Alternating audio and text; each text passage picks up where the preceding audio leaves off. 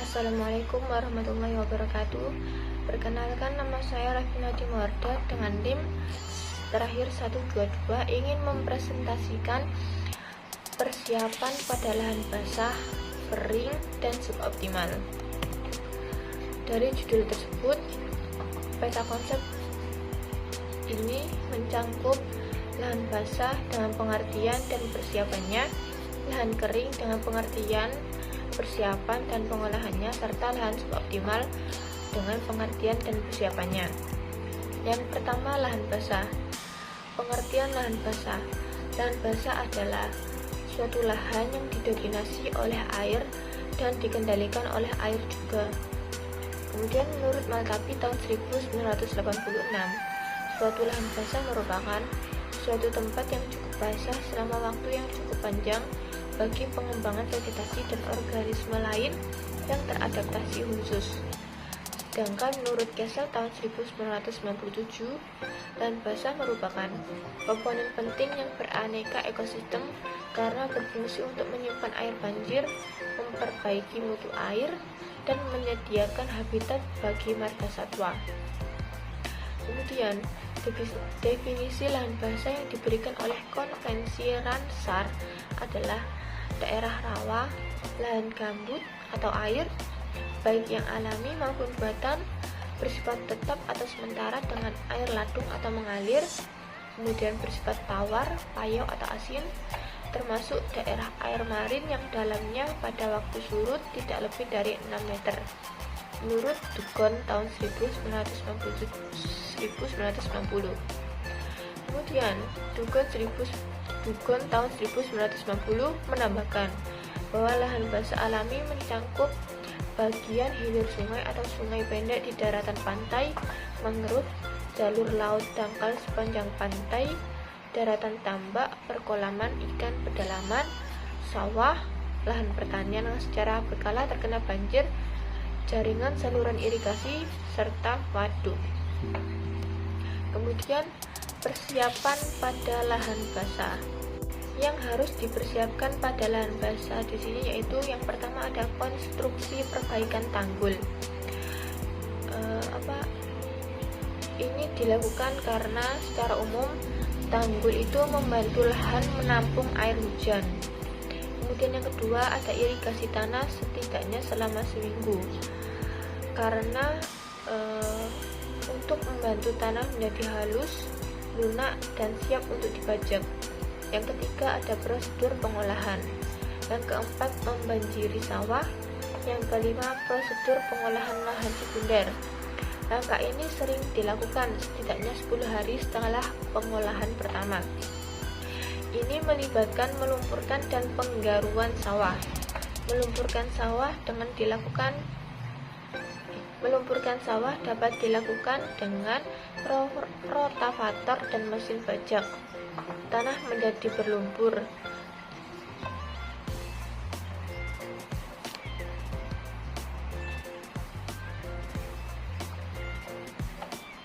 Pelestarian dan ketersediaan nutrisi tanah biasanya dapat dicapai dengan metode ini. Kemudian, kita dapat menggaruk sawah 2-3 kali dalam rentang waktu 5-7 hari. Kemudian yang terakhir yaitu perataan sawah. Langkah terakhir ini terjadi 2 hari sebelum penanaman. Traktor atau hewan dapat membantu prosedur ini. Beban kayu yang melekat pada mereka akan melintasi seluruh lahan dan meratakannya. Permukaan tanah yang rata sangat penting untuk pertumbuhan tanaman yang tepat. Yang kedua ada lahan kering. Pengertian dari lahan kering. Lahan kering adalah lahan yang berada di wilayah yang kering dan sangat tergantung pada air hujan sebagai sumber air. Menurut Samosir tahun 2000, lahan kering adalah lahan yang tidak pernah tergenang air sepanjang tahun. Kendala utama pada lahan kering menurut Hidayat tahun 2000 yaitu tingkat produktivitasnya rendah, produktivitas dan kesuburan tanah lahan kering itu rendah, solum tebal berwarna kemerahan, tanah dengan pelapukan lanjut, kadar liatnya tinggi, reaksi tanah masam, kapasitas tukar kation dan kejenuhan basa rendah, miskin hara terutama pada fosfor, kandungan bahan organiknya itu rendah, kandungan besi dan aluminiumnya tinggi yang melebihi batas toleransi tanaman, serta peka terhadap erosi. Kemudian persiapan pada lahan kering ini, yang pertama ada konstruksi tanggul. Seperti yang disebutkan pada lahan basah, tanggul dapat membantu ladang menampung air dari hujan. Kita dapat membangun tanggul dengan ukuran 19 x 12 inci atau sekitar 50 x 30 cm di sekitar lahan tersebut. Setiap saluran biasanya memiliki ketinggian 1,1 sampai 1,9 inci atau sekitar 3 sampai 5 cm. Tujuannya di sini adalah untuk memastikan bahwa ketersediaan air itu selama periode hujan itu ada gitu. Kemudian yang kedua ada prosedur pengolahan tanah. Yang ketiga ada prosedur pengolahan tanah sekunder. Di sini petani sering menggaruk dan menggarap sawah dengan rototiler. Kemudian yang keempat ada perataan sawah. Dalam persiapan lahan kering, kita memiliki sedikit air di sawah. Dalam hal ini, kita tidak harus menggunakan papan kayu untuk meratakannya. Peralatan lahan menggunakan sinar laser biasanya digunakan dalam kasus ini. Permukaan tanah yang rata sangat penting untuk pertumbuhan tanaman yang baik. Kemudian yang kelima ada kontrol gulma. Cara umum untuk mencegah pertumbuhan gulma adalah membiarkannya tumbuh setidaknya selama 2 minggu. Setelah mereka muncul, petani sering menggunakan herbisida. Kita harus sangat berhati-hati tentang potensi efek dari herbisida. Kemudian cara mengelola lahan kering. Yang pertama ada ameliorasi tanah. Ameliorasi tanah adalah tahap awal yang dilakukan dengan cara memperbaiki kualitas tanah atau soil quality sehingga produktivitas itu dapat ditingkatkan. Ameliorasi tanah ini dapat dilakukan dengan pemberian pupuk organik seperti pupuk kandang, pupuk kompos, dan biochar dari limbah pertanian. Menurut Mateus dan kawan-kawan, tahun 2017 menjelaskan bahwa biochar dari limbah pertanian berpotensi besar untuk meningkatkan kualitas tanah dalam jangka waktu yang lama karena resisten terhadap pelapukan. Yang kedua ada peningkatan produktivitas lahan dan produksi tanaman secara berkelanjutan. Dalam hal ini, teknologi yang sesuai adalah teknologi tepat guna yang mengutamakan daya dukung lahan, baik dalam upaya mengeliminasi pengaruh degradasi lahan maupun faktor-faktor pembatas kesuburan tanah dan keterbatasan ketersediaan air. Di sini ada pendekatan tanaman, yaitu varietas tanaman sangat menentukan keberhasilan usaha pertanian di lahan kering. Kemudian yang kedua ada pendekatan sistem pertanaman, yaitu pendekatan sistem tanam meliputi pengaturan pola tanam dan peningkatan intensitas pertanaman. Kemudian yang ketiga ada teknologi rain harvesting, yaitu teknologi ini untuk mengatasi kekeringan. Strategi teknologi rain harvesting merupakan yang paling murah, cepat dan efektif, serta hasilnya langsung terlihat dengan membangun embung yang dipadukan dengan paket teknologi budidaya. Menjadi esensial untuk pengolahan kering berkelanjutan. Menurut Irianto dan kawan-kawan pada tahun 1999. Kemudian yang terakhir ada perbaikan infrastruktur ekonomi, yaitu pembentukan unit-unit agribisnis dan kegiatan-kegiatan yang terkonsolidasi secara vertikal dan horizontal dapat menciptakan perbaikan infrastruktur ekonomi bagi pertanian lahan kering. Yang ketiga yaitu lahan suboptimal. Pengertian lahan suboptimal. Menurut Puslitbangnak tahun 2000, lahan suboptimal dikelompokkan menjadi 5 tipologi lahan. Di antaranya adalah yang pertama, lahan kering masam. Lahan kering yang memiliki reaksi tanah dengan masam yaitu kurang dari 5. Secara umum, lahan kering masam ini mempunyai tingkat kesuburan dan produktivitas yang rendah.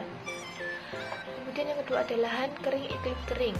yaitu lahan kering. Iklim kering adalah lahan kering yang mempunyai regim kelembapan tanah ustik dan atau termasuk pada iklim kering dengan jumlah curah hujan kurang dari 2000 mm per tahun. Tingkat kesuburan pada lahan ini lebih baik dibandingkan dengan lahan kering masam. Kemudian yang ketiga adalah lahan rawa pasang surut. Lahan rawa adalah lahan yang sepanjang tahun atau selama waktu yang panjang dalam setahun selalu jenuh air atau tergenang. Menurut Subagio tahun 2000, lahan ini dipengaruhi oleh pasang surut air laut. Tingkat kesuburan dan produktivitasnya rendah sehingga untuk pengembangan pertanian diperlukannya input teknologi seperti varietas yang tahan masam dan genangan dan salinitas tinggi, dan diperlukan drainase dan tata air mikro. Kemudian yang keempat adalah lahan rawa lebak. Lahan rawa lebak adalah lahan rawa yang tidak terpengaruh oleh pasang surut, tapi dipengaruhi oleh sungai yang sangat dominan, yaitu berupa banjir besar yang secara periodik minimal 3 bulan mengenangi wilayah setinggi 50 cm. Menurut Subagio tahun 2000, jenis komoditas dan indeks petanaman di lahan rawa lebak ini sangat tergantung dari jenis lebak, dengan tingkat kesuburan sedang karena ada pengkayaan hara dari luapan sungai. Dan yang kelima adalah lahan gambut. Lahan gambut adalah lahan yang terbentuk dari bahan tanah organik. Reaksi tanah gambut seluruh lapisan sangat masam, pH rata-ratanya sekitar 4, sehingga produktivitas rendah dan perlu pengaturan drainase dan tata air mikro apabila akan dimanfaatkan untuk pertanian. Kemudian persiapan pada lahan suboptimal ini ada 3. Yang pertama ada perbaikan sifat fisika, kimia, dan biologi tanah. Pengembangan lahan suboptimal untuk usaha pertanian umumnya dihadapkan dengan beberapa persoalan terkait sifat fisik, kimia, dan biologi tanah. Di antaranya seperti kadar liat atau bahan organik tinggi, kemasaman tanah yang tinggi, keracunan Fe dan Al, serta kahat unsur hara. Peningkatan produktivitas lahan suboptimal dapat dilakukan dengan pemanfaatan mikroba tanah, baik yang hidup bebas di dalam tanah maupun yang bersimbiosis dengan tanaman. Kemudian yang kedua ada perbaikan tata air.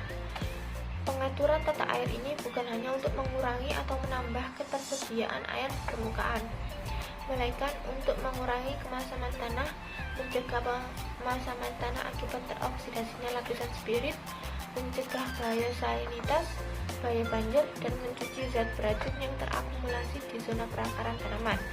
Menurut Suryadi tahun 2010. Serta yang terakhir yaitu pengembangan jenis dan varietas adaptif. Perakitan varietas-varietas baru yang tahan terendam sangat penting dilakukan dengan memperhatikan material genetik lokal rawa lebak.